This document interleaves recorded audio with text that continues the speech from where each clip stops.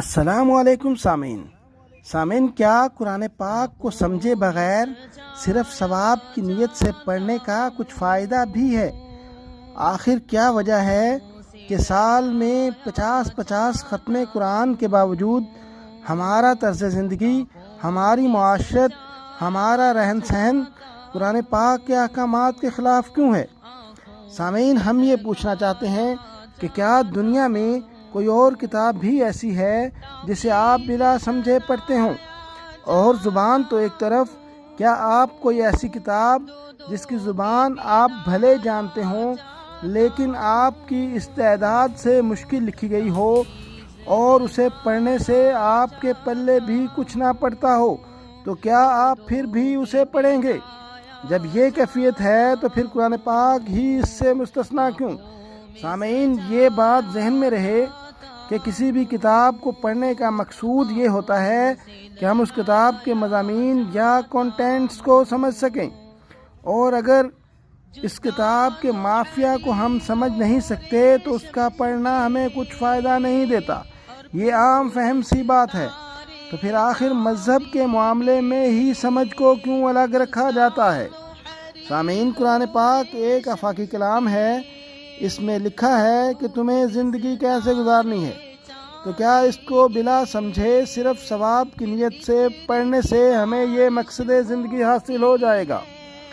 سامعین، قرآن پاک ہمیں بتاتا ہے کہ آخرت کے لیے کیا کیا تیاری کرنی ہے۔ قرآن اپنے آپ کو کتاب مبین کہتا ہے۔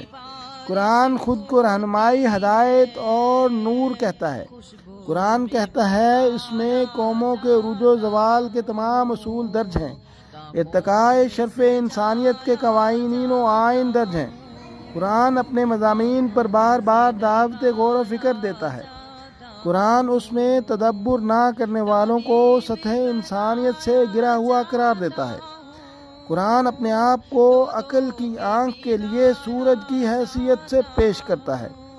تو ہم یہ پوچھنے میں حق بجانب ہیں کہ قرآن پاک کو بلا سمجھے صرف ثواب کی نیت سے پڑھنے سے کیا یہ سب مقاصد حل ہو جائیں گے؟ آخر قرآن پاک پر ہی یہ ظلم کیوں کہ اس کو بلا سمجھے پڑھا جائے؟ حقیقت یہ ہے کہ امت کو قرآن سے دور لے جانے کے لیے سب سے مؤثر حربہ یہی تھا کہ اس خیال کو امت کے دلوں میں راسخ کر دیا جائے کہ قرآن کو بلا سمجھے پڑھنے سے بھی ثواب عظیم حاصل ہوتا ہے۔ سامعین، در حقیقت یہ عقیدہ میجک دور کی یادگار ہے، جب یہ سمجھا جاتا تھا کہ الفاظ اپنے اندر تاثیر رکھتے ہیں، معانی ضروری نہیں۔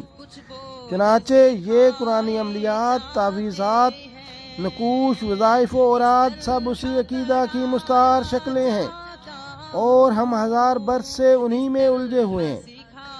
اور مسلمانوں کو قرآن کے نور سے اندھیرے میں رکھنے میں ہی چند طبقات کی دال روٹی وابستہ ہے، اور اگر کوئی اللہ کا بندہ اس کے خلاف آواز بلند کرے اور قرآن پر غور و فکر کے لیے آواز اٹھائے تو فوراً ایسی آواز کو مذہب اور سلف صالحین کے طریقہ کے خلاف قرار دے کر عوام کو مشتعل کیا جاتا ہے، فتوے لگائے جاتے ہیں، اور یہ تاثر قائم کیا جاتا ہے کہ نعوذ باللہ جیسے قرآن پر غور و فکر کی دعوت دینا کفر ہے۔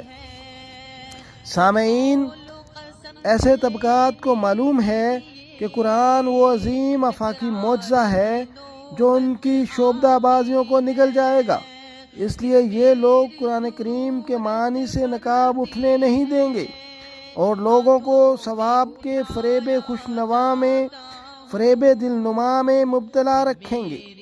سامعین، ہماری گفتگو سے کوئی یہ تاثر نہ لے کہ خدا نخواستہ ہم قرآن پاک کو پڑھنے یا ثواب کے مخالف ہیں، بلکہ ہمارا مدعا، پیغام اور مقصد صرف یہ ہے کہ ہم قرآن پاک کو سمجھ کر پڑھیں اور قرآن پاک پر عمل کریں، کیونکہ قرآن خود کہتا ہے کہ اللہ اس کتاب یعنی قرآن پاک کے ذریعے قوموں کو عروج دیتا ہے، جس کا ثبوت یہ ہے کہ قرون وسطیٰ میں ہمارے اسلاف نے اس قرآن پاک کو سمجھا اور عمل کیا اور دنیا پر چھا گئے، اور آج بھی ہم دیکھتے ہیں کہ غیر مسلم اقوام قرآن پاک کے تراجم پڑھ کر خلائی تسخیر کی جانب رواں دواں ہیں اور عروج پر ہے۔ اس لیے اگر آج بھی ہم عروج حاصل کرنا چاہتے ہیں تو ضرورت اس بات کی ہے کہ ہم قرآن کے مطالبوں، معانی اور مفہوم کو سمجھیں اور عمل کریں، کیونکہ یہ قرآن ہی کا فیصلہ ہے کہ ان اللہ یرفع بہذا الکتاب اقواما ویضع بہ آخرین۔